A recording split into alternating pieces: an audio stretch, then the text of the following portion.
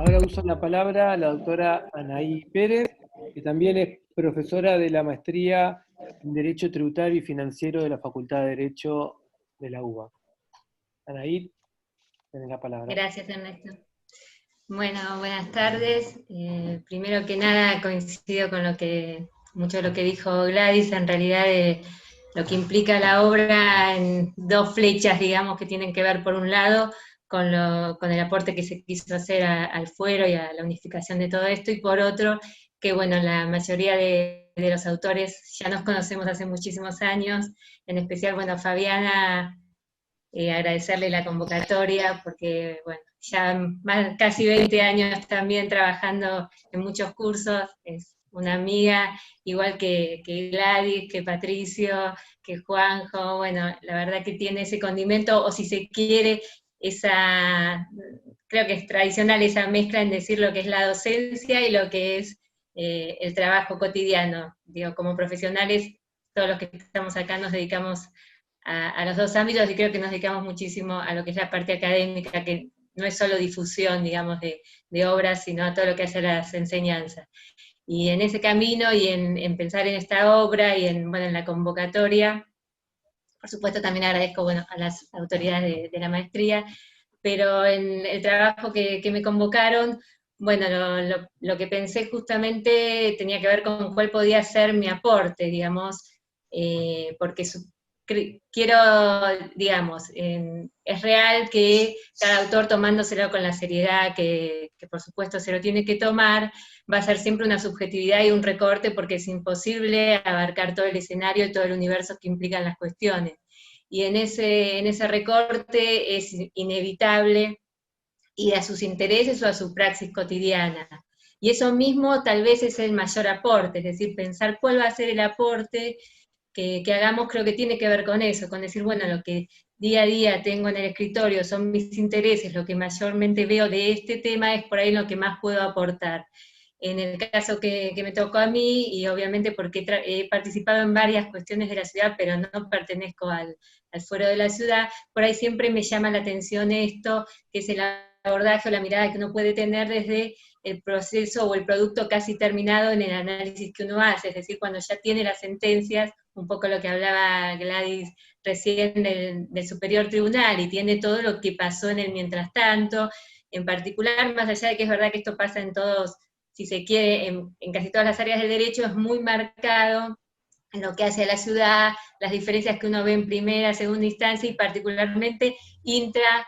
superior tribunal, ¿sí? Con esto de los votos que decía Gladys, que por un lado genera esta lectura que uno tiene que hacer, pero que por otro lado también enriquecen ver, bueno, las posturas muy profundas, sobre todo en muchos de los votos del doctor Casas en materia tributaria, que eran muy interesantes. Pero desde dónde me paraba yo, en que en esta mirada y en este análisis, en una materia como la que me tocó, que es ocupación de espacio, veía algunas cuestiones paradójicas o llamativas, si bien es verdad que de nuevo es un ámbito del derecho estas diferencias, que me hacían ver un escenario que tenía que ver con tal vez encontrarme con exactamente la misma cuestión, el mismo debate, pero proveniente en un mismo momento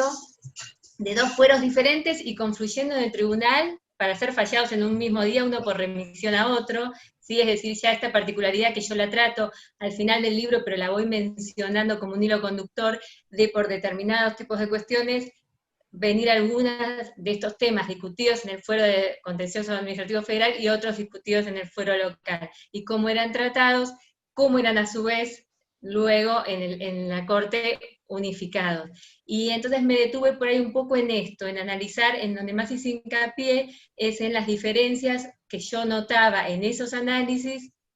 sobre exactamente las mismas cuestiones, tratando de desplegar las razones, por supuesto, que llevaban a cada uno a fallar de una manera, pero tratando de explicitarlas, dejando claro, y viendo cuál había sido el tratamiento que le había dado la Corte a esos temas. Con lo cual, el que haga la lectura se va a encontrar con que gran parte de la obra apunta a esto, que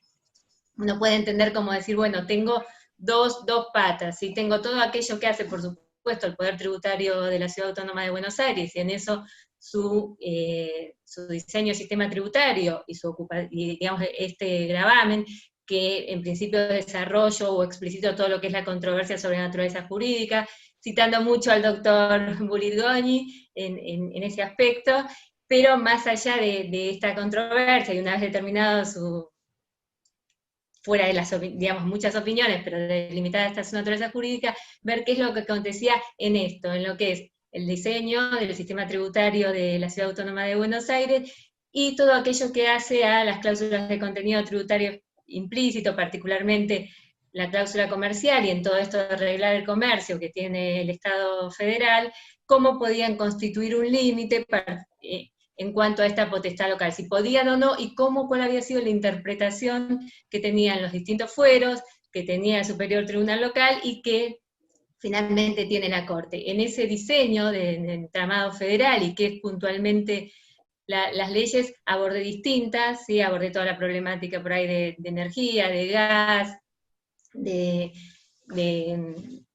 telecomunicaciones, y fui destacando estas cuestiones. Por ahí, hoy por supuesto no voy a hacer una repetición de todo eso, sí me parece muy interesante entre todas estas materias legisladas en pos de esta cláusula de contenido tributario implícito, creo que tiene muchísima actualidad y sigue generando mucho debate doctrinario, pero también a nivel de la jurisprudencia, y de hecho el fuero Tribunal Local siguió sacando sentencias posteriores al libro, incluso hay algunas en tratamiento en el tribunal, que tienen que ver con, bueno, qué pasa con las telecomunicaciones puntualmente, con el artículo 39 de la ley 19.798, cuál es el alcance. Es decir, si bien hay leyes que podría parecer más controvertidas porque específicamente no tienen una exención, sino que por ahí hablan de no frustrar, como es la de energía u otra, esta, paradójicamente, aunque traigan ese artículo 39 una exención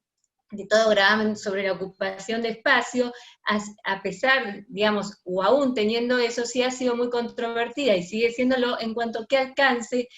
hay que otorgarle a ese artículo, ¿sí? A esa ley que tiene más de 40 años, a hoy, a lo que son las telecomunicaciones hoy. Es decir, no hay duda que las telecomunicaciones son comercio y están regladas en gran parte por lo que es el Estado federal, y nadie duda de lo que es el poder tributario de la ciudad. Bueno, ¿cómo confluye? Es decir, en un gravamen, que claramente el gravamen en sí no se trata de que sea ilegítimo, sino cómo confluyen en esto y si se pueden o no aplicar y hasta qué punto. Y básicamente, más allá de algunas discusiones históricas que yo menciono ahí, o más antiguas, sobre quién prestaba o no el servicio, la controversia actual, que por ahí se dispara con el voto del doctor Casas en el año 2012 en el fallo Telefónica,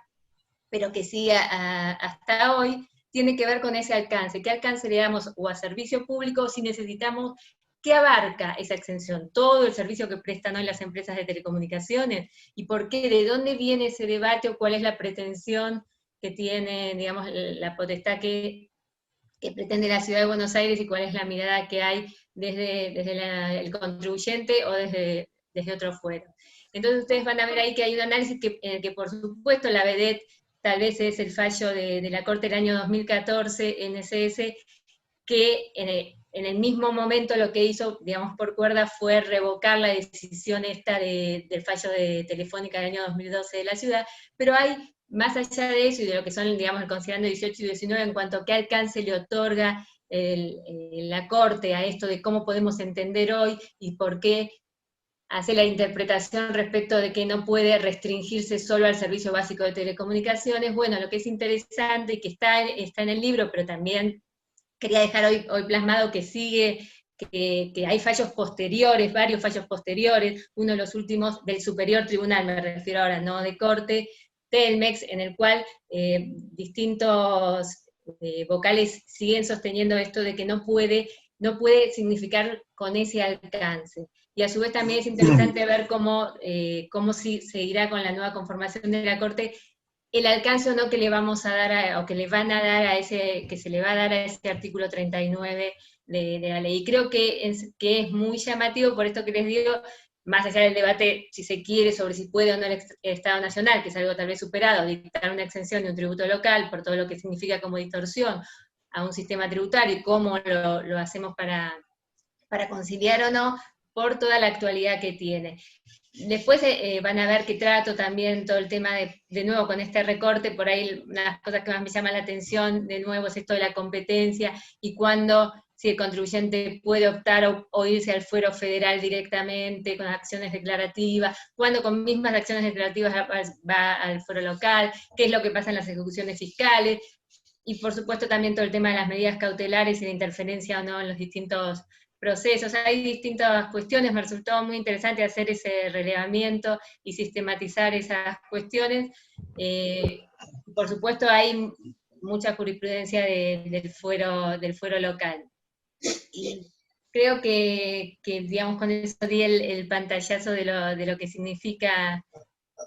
la obra. Así que, bueno, agradezco de nuevo a todos y creo que ahora le toca el turno al doctor Urresti. Gracias. Gracias, Anaí. Ahora uso la palabra.